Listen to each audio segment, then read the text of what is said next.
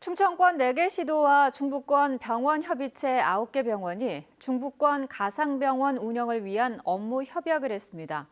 중부권 가상병원은 과기정통부 실증 사업 중 하나로 개인 의료 데이터를 기반으로 사전 진단과 진료 안내 서비스 등을 인공지능으로 제공하게 됩니다.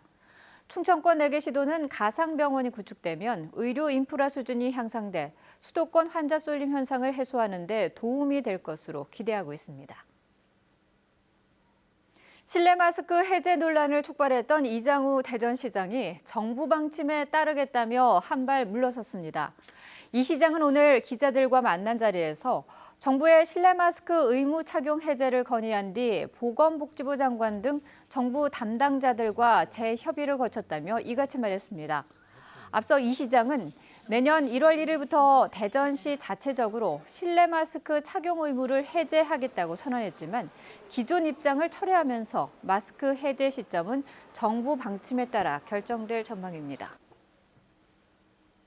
대전 동구가 내년 1월 1일에 식장산에서 해맞이 행사를 열지 않기로 했습니다. 동구는 대규모 인파로 인한 안전사고 예방과 코로나19 확산을 막기 위해 이같이 결정했다고 밝혔습니다. 식장산 해맞이 행사는 2020년까지 매년 개최됐지만 지난해와 올해는 코로나19 영향으로 열리지 않았습니다.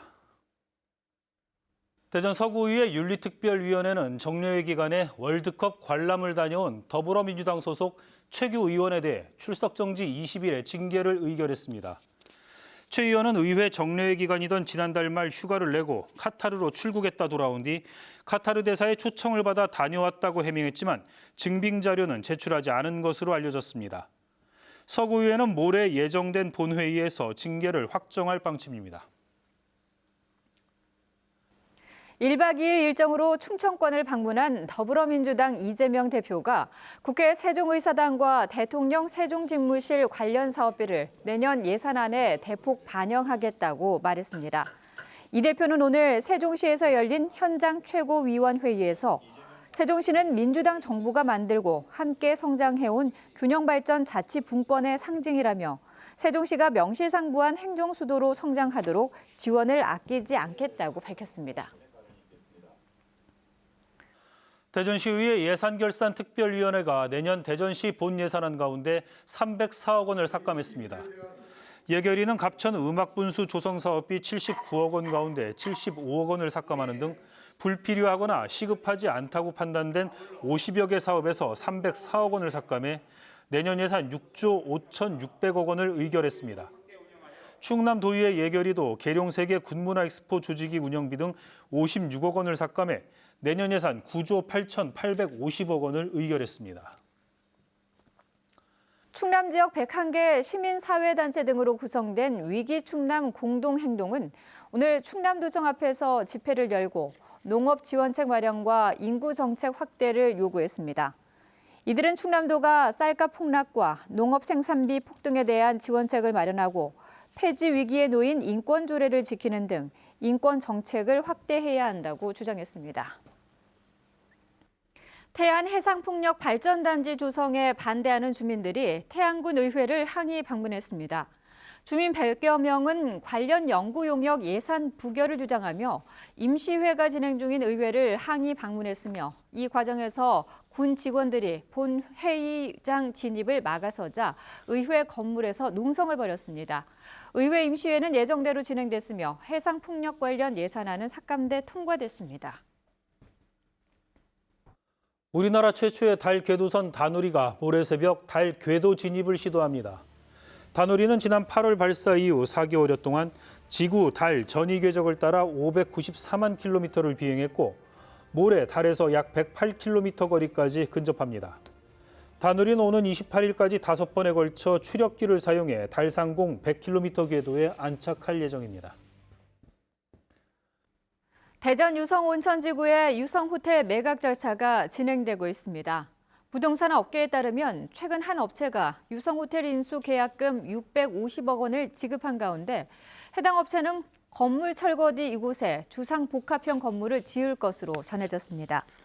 호텔 리베라와 아드리아에 이어 유성호텔 건물이 헐릴 경우 대전 지역 호텔 업계는 5성급 호텔 오노마와 4성급 롯데시티 호텔 등을 중심으로 재편될 전망입니다. 대전교통공사가 국내에서 처음으로 교통약자들이 교통카드를 대지 않고 도시철도역 개찰구를 통과할 수 있는 하이패스 개찰구를 운영합니다. 하이패스 개찰구는 몸이 불편한 장애인 등 교통약자가 전용 승차권을 휴대하고 개찰구에 접근하면 자동으로 문이 열리는 방식으로 대전교통공사는 시범 운영을 거쳐 오는 27일부터 정식 운영을 시작할 계획입니다. 대전과 세종, 충남 지역은 오늘 가끔 구름이 많은 가운데 추운 날씨가 이어지겠습니다. 낮 최고 기온은 영하 2도에서 영상 1도에 머물겠습니다. 주말인 내일은 새벽부터 눈이 내리기 시작해 충청권 전역에 3에서 8cm의 눈이 쌓이겠고 아침 최저 기온이 영하 11도까지 떨어지며 강추위가 이어지겠습니다.